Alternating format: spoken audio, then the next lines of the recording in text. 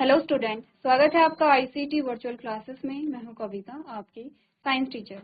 उम्मीद करती हूं आप सभी अच्छे होंगे और स्वस्थ होंगे। सो क्लास कंटिन्यू करेंगे अपना चैप्टर, और चैप्टर का नाम है रिप्रोडक्शन इन एनिमल्स, यानी कि जंतुओं में प्रजनन। जंतुओं में प्रजनन की जब हम बात कर रहे थे तो सबसे पहले हमने समझा इस चैप्टर में कि रिप्रोडक्शन क्या है।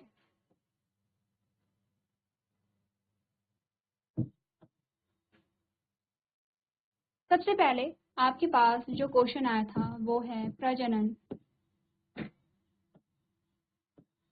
क्या है। इसमें आपने क्या किया था, प्रजनन की जो डेफिनेशन थी, जो परिभाषा थी, उसे हमने डिस्कस किया था। ठीक है। सेकंड हमने बोला प्रजनन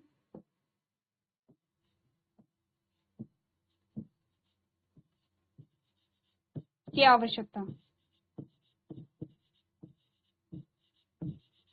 प्रजनन की क्या आवश्यकता है? आपने कहा कि जीवन को बनाए रखने के लिए, जीवन को बनाए रखने के लिए।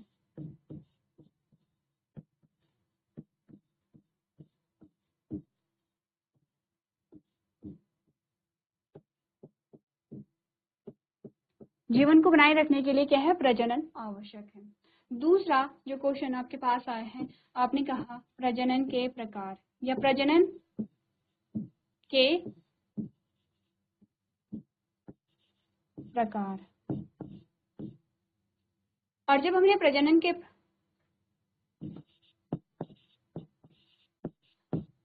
के प्रकार बताइए, आपके पास क्वेश्चन है।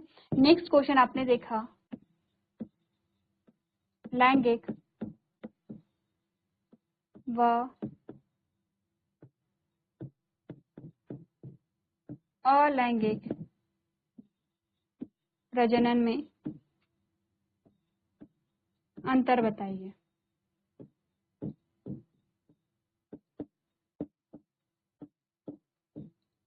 ठीक है, लैंगिक और अलैंगिक प्रजनन क्या होता है उसमें आपको अंतर बताना था। नेक्स्ट क्वेश्चन आपने बोला अलैंगिक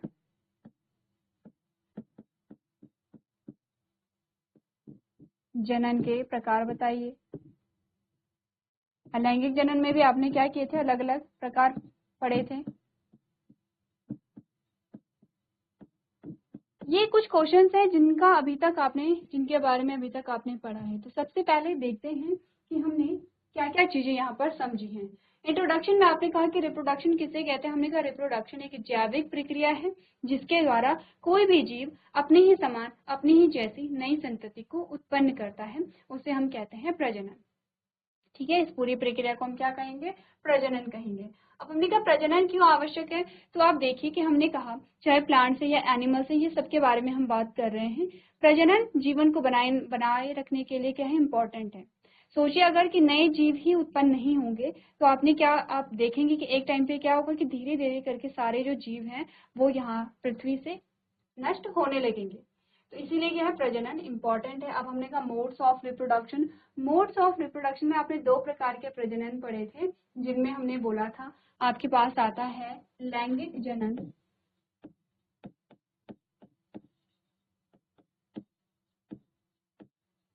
और दूसरा आता है अलैंगिक जनन।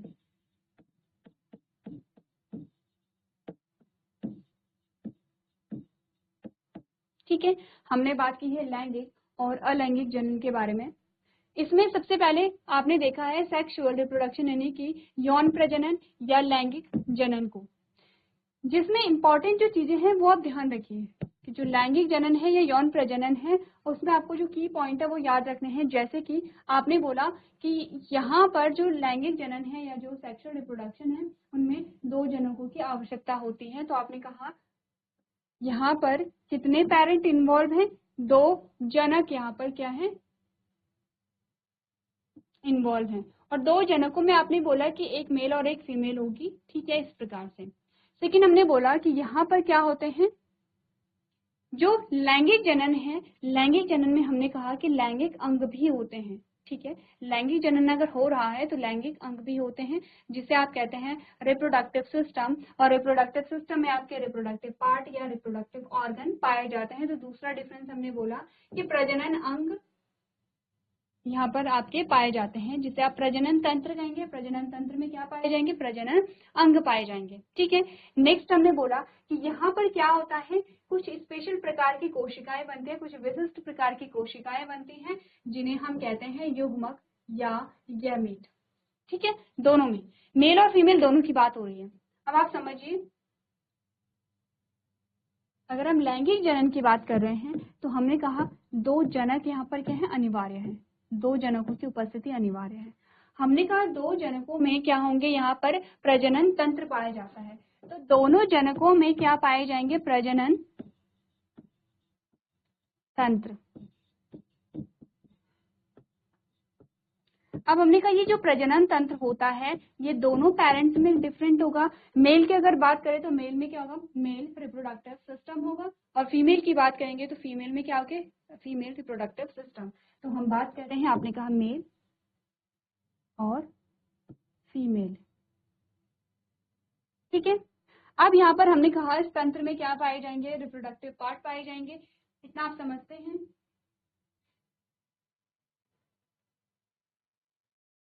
चलिए, तो हमने बोला कि यहाँ पर क्या होगा? जो प्रजनन तंत्र है, प्रजनन तंत्र में क्या होंगे? प्रजनन अंग भी होंगे। जैसे कि हम बात करते हैं डाइजेस्टिव सिस्टम की, पाचन तंत्र की, और पाचन तंत्र में आपके पास आते हैं पाचक अंग आते हैं। कौन कौन से आते हैं वो आपको एक बार देखना है, क्योंकि जब आप क्लास 7th में थे आपने चैप्टर पढ़ा था डाइजेशन। डाइजेशन में आपने हर एक ऑर्गन, हर एक अंग के बारे में बात की थी। वैसे ही प्रजनन तंत्र में भी प्रजनन अंग आते हैं। अब हमने बोला प्रजनन तंत्र में प्रजनन अंगों के माध्यम से यहाँ पर कुछ विशिष्ट कोशिकाएं बनती हैं, जिन्हें हम कहते हैं युग्मक, या इन्हें कहा जाता है गैमीट। ठीक है, तो ध्यान रखिए, क्योंकि आपने कहा 2 प्रकार के प्रजनन तंत्र होंगे, 2 जनक हैं, दोनों जनकों में अलग अलग प्रजनन तंत्र होंगे और दोनों जनकों में अलग अलग गैमीट बनेंगे। ठीक है।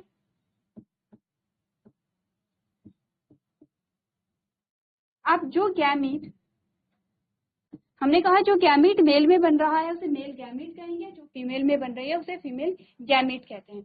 यहाँ तक की बात आपको बताई गई है इस चार्ट में। क्लियर है?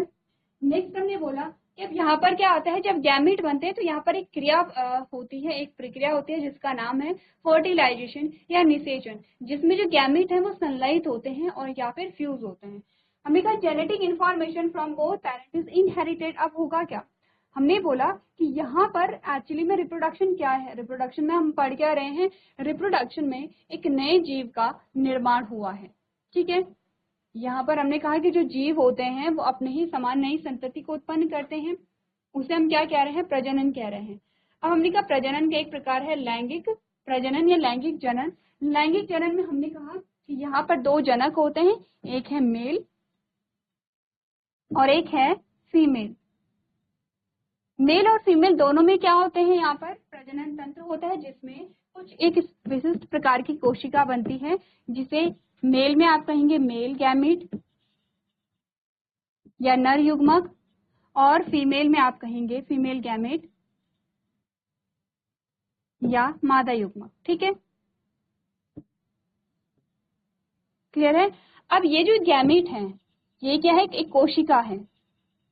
कोशिका समझते हैं आप? हमने कहा हमारे पूरा जो शरीर मिलकर के बना है वो कोशिका से ही मिलकर के बना है। ठीक है, पहले एक कोशिका थी, एक कोशिका से 2, 2 से 4, 8 और इस प्रकार से बहुत सारी कोशिकाएं बनी, और उन्हीं कोशिकाओं से ऊतक और ऊतक से अंग बने हैं। तो अगर मैं कह रही हूँ मेरा ये हाथ है, तो मेरा हाथ किस चीज से मिलकर के बना है? मैंने कहा जो मेरा हाथ है वो मिलकर के बना है किससे? आपने कहा ऊतकों से। ऊतक किस चीज से मिलकर के बने होंगे? ऊतक बने हैं कोशिकाओं से या सेल से। तो वही क्या है? ये कुछ कोशिकाएं हैं जिन्हें आप क्या कह रहे हैं? गैमेट कह रहे हैं। अलग अलग कोशिकाओं को अलग अलग नाम होते हैं। जैसे कि हम जब ब्लड की बात करते हैं, रक्त के बारे में हम बात करते हैं, तो हमने कहा रक्त में कुछ कोशिकाएं पाई जाती है, जैसे कि आरबीसी, जैसे कि डब्ल्यूबीसी। इनकी फुल फॉर्म क्या होती है? लाल रक्त कणिकाएं।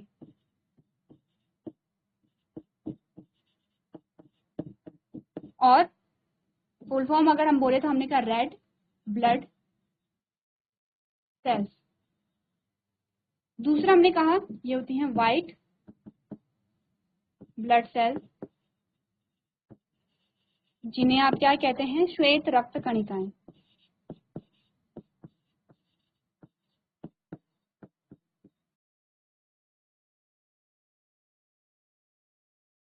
श्वेत रक्त कणिकाएं, ठीक है।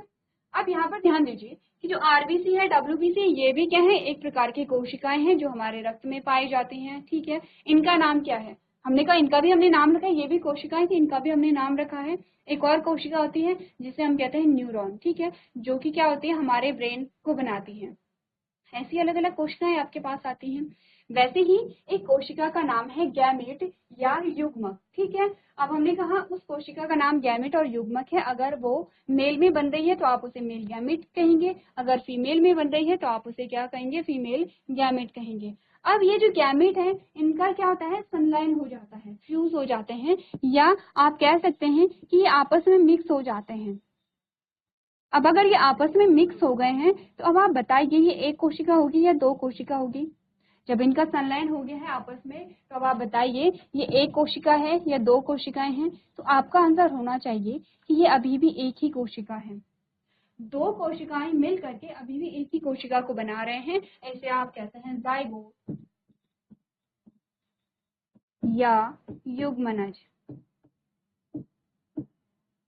अब इसी एक कोशिका में विभाजन होता रहेगा, इसी एक कोशिका से आपने कहा पूरा जो न्यू बॉर्न है, जो नवजात शिशु है, उसके शरीर का निर्माण होता है, ठीक है। तो अब आपने जो आपके पास स्टेटमेंट आई थी लास्ट वाली कि माता पिता दोनों से आनुवंशिक जानकारी विरासत में मिलती है, तो आप देख रहे हैं कि ये जो यहाँ पर अब इसमें डेवलपमेंट होगा और यहाँ पर आपको क्या दिखाई देगा, पूरी बॉडी या पूरे शरीर का निर्माण होगा। किसका, किसी भी व्यक्ति या किसी भी जीव के। हमने कहा ये जो पूरी बॉडी बनी है, इसका जो पूरा निर्माण हुआ है, ये इन दोनों गैमेट से हुआ है, क्योंकि दोनों गैमेट दोनों माता पिता से आए हैं। तो अब क्या होगा, जो भी इसमें कैरेक्टर पाए जाएंगे, जो भी इस नए जीव में या इस नई संतान में जो भी कैरेक्टर पाए जाएंगे, वो कुछ इसके फादर से आएंगे और कुछ इसकी मदर से आए होंगे। तो इसीलिए कहा जा रहा है कि जो आनुवंशिक जानकारी है वो कहाँ से, माता पिता दोनों से संतति को मिल रही है। जहां पर दो जनक होते हैं, जहां पर लैंगिक जनन होता है, वहां की ये बात की गई है। ये सारी चीजें हम डिस्कस कर चुके हैं, ठीक है। इसीलिए जल्दी से क्या करेंगे, आगे बढ़ेंगे। अब हमने बात की थी मेल रिप्रोडक्टिव सिस्टम की, और हमने कहा था मेल रिप्रोडक्टिव सिस्टम में आपके अलग अलग पार्ट्स आते हैं। इंपॉर्टेंट चीजें ध्यान क्या देनी है, गैमीट का निर्माण कहाँ पर होता है। तो ये जो डायग्राम है हमने इसे समझा था अच्छे से और हर एक पार्ट को हमने डिस्कस किया था। हमने कहा था कि गैमीट का जो फॉर्मेशन होता है वो क्या होता है, यहाँ पर टेस्टिस में होता है, ठीक है। तो गैमेट का जो निर्माण है या जो युग्मक का निर्माण जो हम कह रहे हैं वो कहाँ पर होगा, टेस्टिस में होगा। किसकी बात हो रही है, मेल। ध्यान दीजिए यहाँ पर हम बात कर रहे हैं नर प्रजनन तंत्र या पुरुष प्रजनन तंत्र की, या मेल रिप्रोडक्टिव सिस्टम की। और ये क्या होता है, मेल रिप्रोडक्टिव मेल गैमेट का आपने डायग्राम देखा था जो 3 पार्ट में डिवाइड होता है, हेड, बॉडी एंड टेल में, ठीक है। अब आते हैं यहाँ पर फीमेल रिप्रोडक्टिव सिस्टम में। तो फीमेल रिप्रोडक्टिव सिस्टम में आपको थोड़ा सा और चीजें ध्यान में रखनी है, जैसे कि मेल में हमने क्या रिवाइज किया है। वैसे तो आपको पूरा डायग्राम आना चाहिए, आपको पूरा डायग्राम पता होना चाहिए कि कहाँ कहाँ पे कौन कौन से पार्ट्स आते हैं। तो मेल में सिर्फ हमने ज्यादा फोकस किया कि गैमेट का निर्माण कहाँ पर हो रहा है। फीमेल में हम एक और चीज पे फोकस करेंगे। सबसे पहले तो गैमेट का जो निर्माण होता है वो ओवरीज में होता है। ये जो आपको सफेद बॉल जैसी संरचनाएं दिख रही हैं, जो शायद विजिबल नहीं है,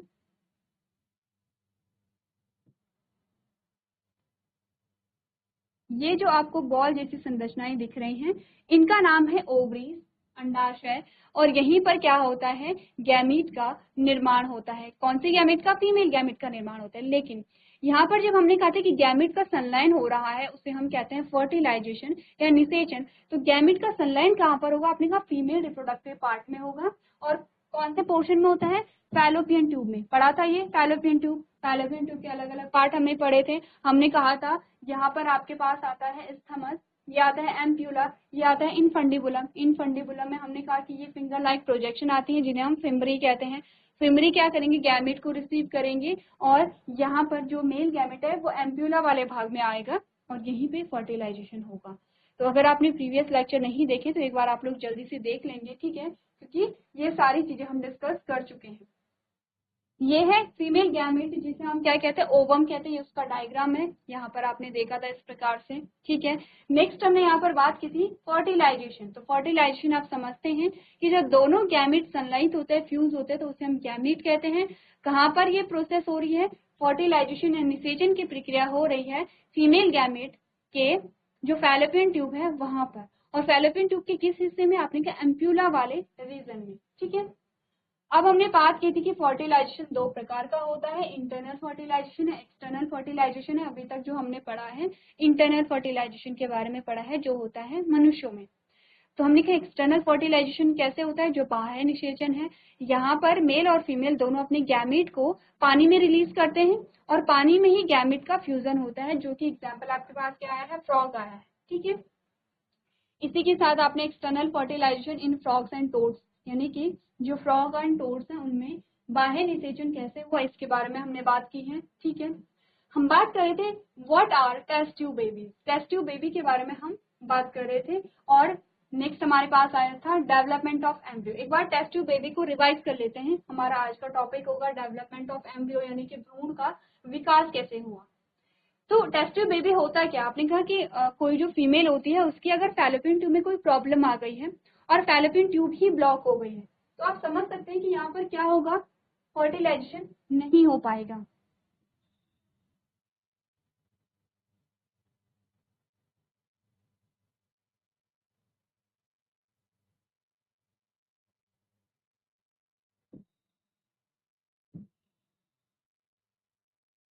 ठीक है, ये फीमेल रिप्रोडक्टिव पार्ट है, हमने सिर्फ एक साइड बनाई है यहाँ पर, जिसमें आप देख रहे हैं कि ये पूरी फैलोपियन ट्यूब आती है। ठीक है, ये यूट्रस वाला पोर्शन आ जाता है, जिसे आप गर्भाशय के नाम से भी जानते हैं। यहाँ पर आपने कहा कि कुछ लेयर्स भी होती हैं इस प्रकार से। आपको ध्यान देना है, यहाँ पर आपने कहा कि यहाँ पर होती है ओवरी, जिसे आप अंडाशय कहते हैं। ओवरी के अंदर बनता है फीमेल गैमेट, यहाँ पर फीमेल गैमेट का फॉर्मेशन होता है। ठीक है, ये फॉलिकल्स होती हैं और ये फॉलिकल्स एक एक करके डेवलप होती हैं और फीमेल गैमेट को बनाती हैं। आपने बोला कि अगर यहाँ पर फैलोपियन ट्यूब यहाँ पे ब्लॉक हो गई है, ठीक है, ये कहीं भी कोई भी पोर्शन ब्लॉक हो गया आपने कहा, तो यहाँ पर क्या होगा, अगर फैलोपियन ट्यूब ब्लॉक हो गई है तो या तो मेल गैमेट यहाँ पे एंट्री नहीं कर पाएगा या फीमेल गैमेट यहाँ पर एंट्री नहीं कर पाएगी, डिपेंड करते कि कहाँ से ब्लॉक है। ठीक है, तो अगर फैलोपियन ट्यूब में ब्लॉकेज है तो यहाँ पर क्या होगा, फर्टिलाइजेशन नहीं हो पाएगा। इस केस में क्या होगा, आपने पढ़ा होगा जब हमने क्या पढ़ा था, फर्टिलाइजेशन के बाद क्या हुआ। चलिए, तो हमने क्या बातें की हैं, आपने देखा होगा कि हमने बोला कि जब यहाँ से फीमेल गैमेट एम्प्यूला वाले रीजन में, ये क्या एस्थमस वाला पोर्शन है, ये है एम्प्यूला वाला, ये है इनफंडिबुलम और ये है फेमरी। ठीक है, और ये इस पूरे पोर्शन को, ये जितने भी पार्ट्स आप पढ़ रहे हैं, ये सारे पार्ट्स आते हैं फैलोपियन ट्यूब के ही पार्ट्स हैं। इसलिए आपसे पूछा भी जाता है, अगर आपसे सिंपल क्वेश्चन पूछा जाएगा तो आपसे पूछा जाएगा कि बताइए कि जो फीमेल रिप्रोडक्टिव सिस्टम के कौन से भाग में फर्टिलाइजेशन की प्रोसेस पाई जाती है या निषेचन की प्रक्रिया पाई जाती है। ये तो सिंपल सा क्वेश्चन है, लेकिन अगर आपसे और ज्यादा थोड़ा डिटेल में पूछा गया तो आपसे पूछा जाता है कि बताइए फीमेल रिप्रोडक्टिव सिस्टम की फैलोपियन ट्यूब के कौन से भाग में निषेचन या फर्टिलाइजेशन की प्रोसेस पाई जाती है। आपके पास ऑप्शन हो सकते हैं या फिर आपके पास क्या वन वर्ड आंसर हो सकते हैं। ठीक है, तो हमने बोला एम्प्यूला वाले रीजन में क्या होगा, फर्टिलाइजेशन होगा। तो ये फीमेल गैमेट यहाँ पर आता है, यहाँ से मेल गैमेट, यहाँ से मेल गैमेट हुआ और यहाँ पर फ्यूजन हो गया। ठीक है, जब फ्यूजन हो गया तो यहीं पे जाइगोट यानी कि युग्मनज का निर्माण हुआ। अब जब जाइगोट बन गया है, अब जाइगोट बन गया तो ये चीजें हम हटा लेते हैं।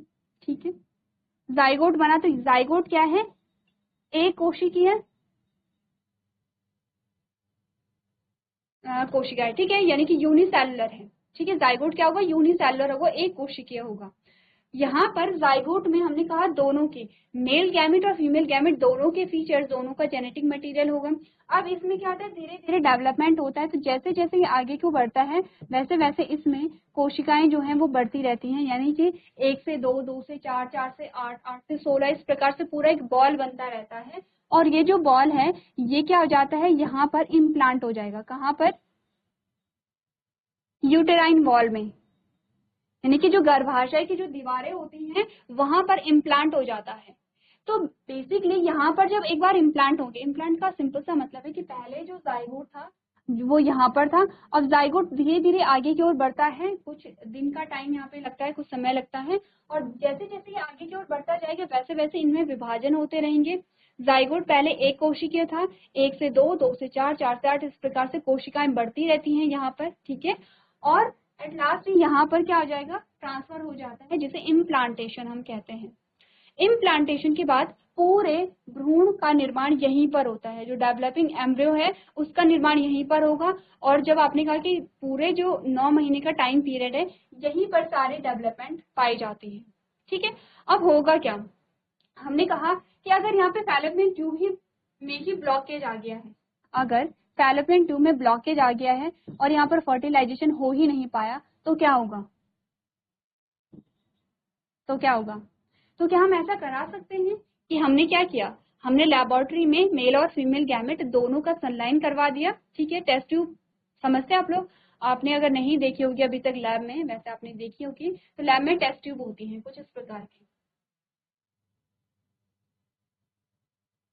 कुछ इस प्रकार की टेस्ट ट्यूब होती हैं। तो आपको जैसे कोई चीज मिक्स करनी होगी तो आप क्या करते हैं, टेस्ट ट्यूब होल्डर से टेस्ट ट्यूब को होल्ड करते हैं और उसमें क्या करते हैं, जो भी चीजें आपको मिक्स करनी ऐड करते हैं और इस प्रकार से शेक करते हैं। तो आप क्या कर रहे हैं, एक्चुअली में चीजों को मिक्स कर रहे हैं। तो इसीलिए टेस्ट ट्यूब बेबी कहा गया है, क्योंकि हमने क्या किया, टेस्ट ट्यूब में हमने क्या डाला है, मेल गैमीट और हमने डाला है फीमेल गैमीट। दोनों को जब आपने डाला और आपने जो सिचुएशन थी, ध्यान दीजिए ऐसा नहीं होता, ये जो प्रोसेस है जितनी सुनने में इजी लग रही है कि आपने टेस्ट ट्यूब लिया, उसमें मेल गैमेट और फीमेल गैमेट दोनों को डाला, ऐसा नहीं होता।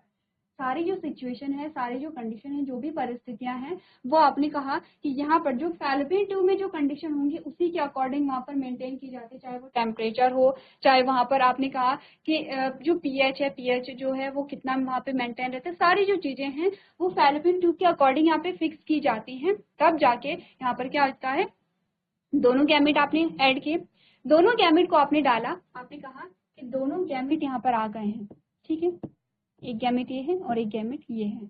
अब दोनों का क्या होगा, फ्यूजन होगा। अब जाइगोट का फॉर्मेशन हो गया यहाँ पर, ठीक है, ये जाइगोट का फॉर्मेशन हो गया है, कहाँ पर, टेस्ट ट्यूब में, लेबोरेटरी में ये सारी प्रोसेस चल रही है।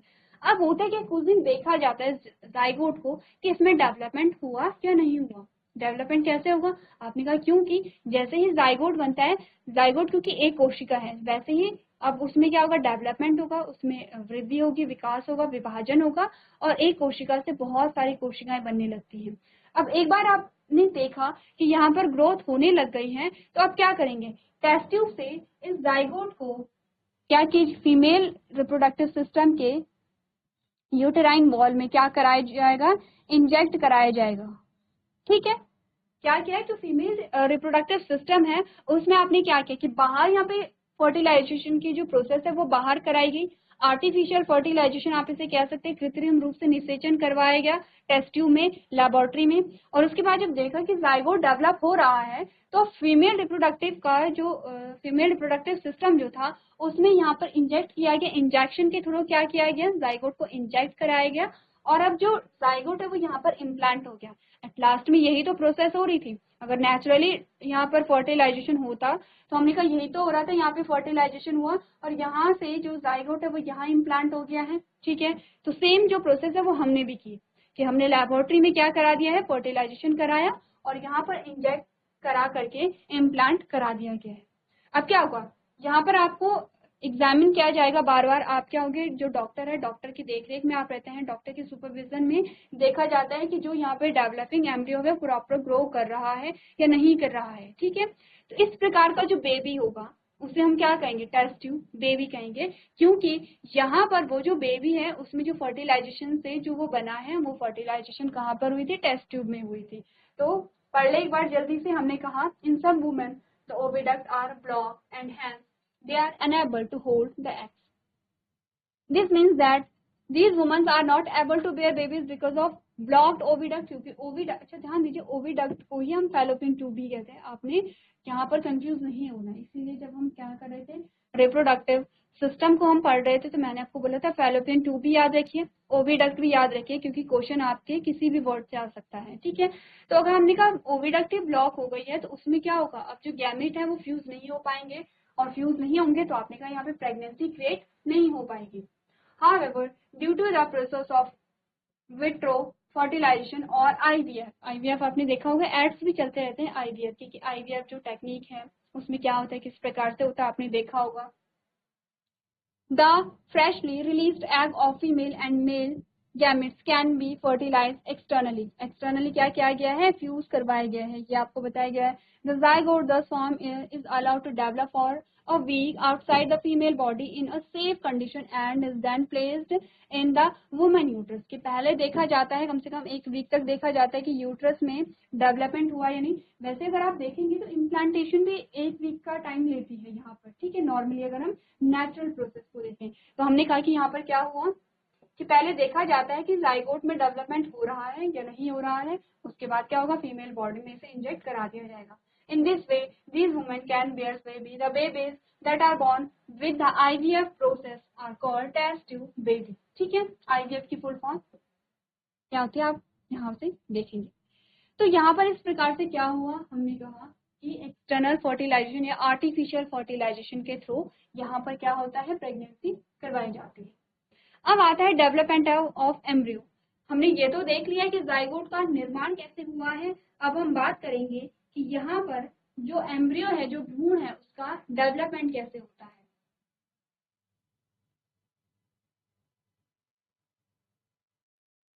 चलिए अब देखते हैं डेवलपमेंट ऑफ एम्ब्रियो यानी कि भ्रूण का विकास। आपने कहा the zygote form after the fertilization process divides itself in a repeated manner and forms a ball of cell। आपने कहा कि निषेचन के बाद क्या होगा, जो जाइगोट है, निषेचन के बाद जो जाइगोट या युग्मनज, उसमें विभाजन की प्रक्रिया होती रहेगी और वो एट लास्ट क्या बनाएगा, कोशिकाओं की एक बॉल बना देगा, जैसे कि आपको ये बॉल दिखाई गई है। अभी आप यहाँ पर देखिए, ये पूरा फैलोपियन ट्यूब है आपकी, ये आपकी फिमरी है, जो आपको उंगली नुमा संरचनाएं दिखाई दे रही है, ये फिमरी है, किससे लगी होती हैं, इनफंडिबुलम से। ये इनफंडिबुलम है, ये फिमरी है, और यहाँ पर जो जहाँ पर निषेचन हुआ होगा, इसे हम क्या कहेंगे, यहाँ पर एम्प्यूला वाला पोर्शन कहेंगे, ये इस्थमस है, और ये यूट्रस आ गया है। ठीक है, ये यूटेराइन वॉल आपको दिख रही है, ये इस प्रकार से जो हमने ऐसे जिगजैग बनाई थी, ये कुछ इस प्रकार की जिगजैग वाली जो लाइन आपको दिखाई दे रही है, ये क्या है, यूटेराइन वॉल है। अब होगा क्या, ध्यान से देखिए, हमने कहा ये ओवरी है। ठीक है, ओवरी से क्या हुआ, यहाँ पर जो जाइगोट दिखाया गया है वो यहाँ पर दिखाई दिया है। एक्चुअली में जो फर्टिलाइजेशन हो रहा था वो इस वाले पोर्शन में हो रहा था। अब क्योंकि स्पेस नहीं है तो हम यहाँ से स्टार्ट करेंगे। ठीक है, हमने कहा जाइगोट जो था वो एक कोशिकीय था, जाइगोट एक कोशिकीय था। धीरे धीरे जैसे जैसे आप यहाँ पर देख रहे हैं, आपको दो कोशिकाएं यहाँ पे विजिबल है। ठीक है, अगर आप ध्यान से देखेंगे तो यहाँ पर आपको दो कोशिकाएं दिख रही हैं। अब यहाँ पर आपको ये दो कोशिकाएं हैं, ये चार कोशिकाएं दिख रही हैं, और यहाँ पर आपको बहुत सारी कोशिकाएं दिख रही हैं, आप काउंट नहीं कर सकते। और ये पूरे आपको जो है वो क्या दिखाया गया है, बॉल ऑफ सेल, यानी कि कोशिकाओं की एक बॉल बन गई है, इस प्रकार की बॉल। ये आप देख रहे हैं कि पूरा ये राउंड स्ट्रक्चर है, और यहाँ पर आपको इस प्रकार से कोशिकाएं दिखाई गई है। विभाजन समझते हैं आप, विभाजन कैसे होता है, कोशिका में विभाजन कैसे होता है। देखिए विभाजन कैसे होता है, आपने कहा एक कोशिका है, ये उसका केंद्रक है।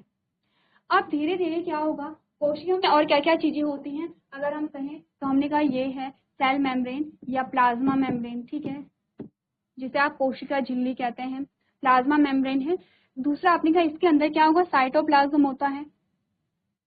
जब आप हायर क्लासेस में जाएंगे तो आप सेल को और ज्यादा डिटेल में पढ़ेंगे। ये यहाँ पर तरल पदार्थ भरा हुआ होता है, जिसे हम कहते हैं साइटोप्लाज्म।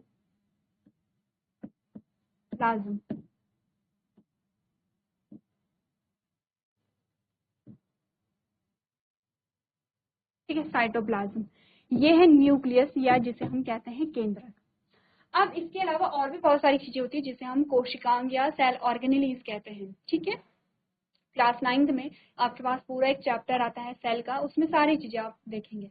अभी सिर्फ इतना समझिए कि ये कोशिका होती है, इसी प्रकार से बहुत सारी कोशिकाओं से हमारे शरीर का निर्माण हुआ है, इसमें बहुत सारी चीजें होती हैं। अब इस कोशिका का विभाजन होना है, तो विभाजन का सिंपल सा मतलब है कि इस एक कोशिका से दो कोशिकाओं का निर्माण होना है, फिर इन दो कोशिकाओं से हमने कहा फिर से इनमें विभाजन होगा और यहाँ पर कोशिकाओं का निर्माण होगा। तो ये ऐसे कैसे पॉसिबल हुआ है, इतना आपको समझना है। कोशिका के अंदर जो भी मटेरियल है, जितना भी मटेरियल है या जितना भी सामान आपने देखा है, वो क्या जो उसका जो अमाउंट है, उसकी जो मात्रा है वो डबल होने लगती है। जैसे कि हमने बोला कि यहाँ पर न्यूक्लियस के अंदर जेनेटिक मटेरियल होता है, ठीक है, जेनेटिक मटेरियल का जो अमाउंट है वो ज्यादा होने लगेगा, साइटोप्लाज्म का अमाउंट ज्यादा होने लगेगा, उसके अंदर जो कोशिकांग आते हैं उसका अमाउंट ज्यादा होने लगेगा, और धीरे धीरे जो कोशिका है वो दो भागों में टूट जाती है, दो भागों में विभाजित हो जाती है। ठीक है, और अपने ही समान दो कोशिकाएं बनाएंगी, और ये जो चेन है इसी प्रकार से आगे की ओर चलती जाएगी। जैसे कि आप किस में देख रहे हैं, जैसे कि आपने जाइगोट में देखा, तो जाइगोट में सेम यही प्रोसेस हुई है। चलिए, पहली लाइन में आपको यही बताया गया है कि धीरे धीरे जाइगोट जो है युग्मनज जो है उसमें डेवलपमेंट हुआ और उसने कोशिकाओं की एक गुच्छा, एक बॉल बना दी है। These cells then form a different groups and each group then start developing into different tissue and organs. This structure is called an embryo.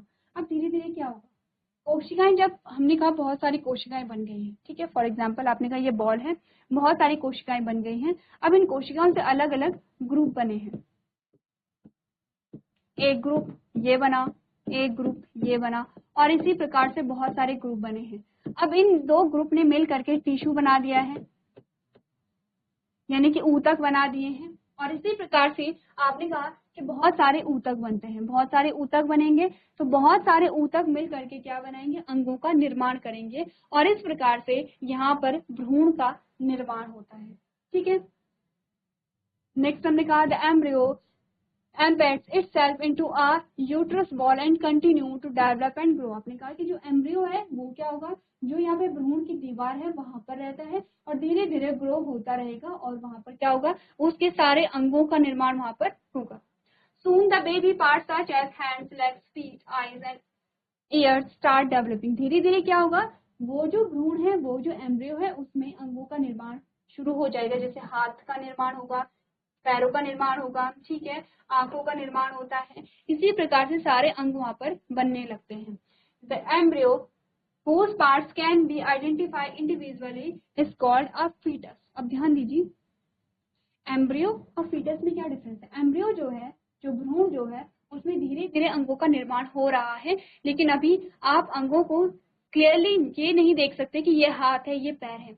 जब भ्रूण में सारे ही अंगों का निर्माण हो जाता है, और जब उसके जो अंग हैं वो क्या होते हैं, यहाँ पे आइडेंटिफाई आप कर पाते हैं। आइडेंटिफाई का मतलब है कि आप समझ पा रहे हैं कि ये हाथ है, ये पैर है, जो भी सारे अंग हैं वो क्या है, क्लियरली विजिबल होते हैं, तो उसे हम कहते हैं फीटस।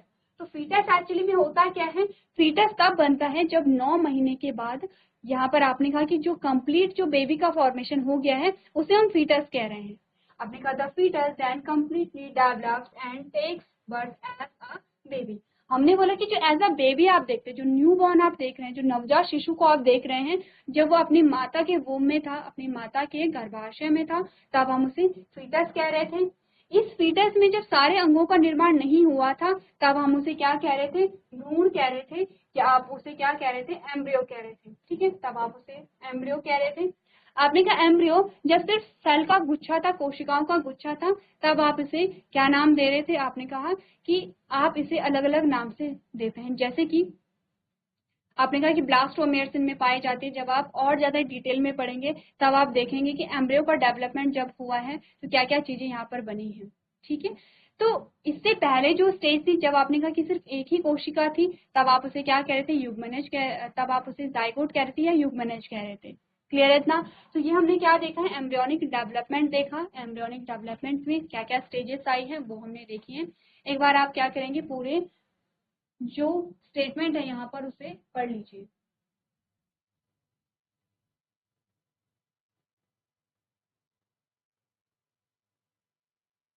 चलिए, ये हमने भ्रूण के विकास के बारे में बात की है। अगला जो हमारे पास टॉपिक आता है, आपको बताना है कि एम्ब्रियो और जाइगोट में क्या डिफरेंस है, या फिर आपने बोला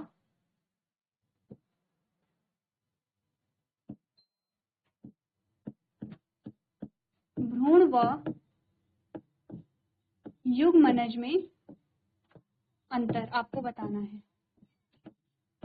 ठीक है, भ्रूण और युग्मनज में क्या अंतर है यह आपको बताना है यहाँ पर, क्योंकि आप पढ़ चुके हैं सारी चीजों को, आपने देखा भ्रूण का निर्माण कब हुआ है, युग्मनज का निर्माण कब हुआ है, दोनों में क्या अंतर है, ये आप क्या होगा, होमवर्क होगा। नेक्स्ट जो लेक्चर है हम यहीं से कंटिन्यू करेंगे, जिसमें आप बताएंगे कि भ्रूण और युग्मनज में क्या डिफरेंस है, या एम्ब्रियो या जाइगोट में क्या डिफरेंस है। क्लियर है?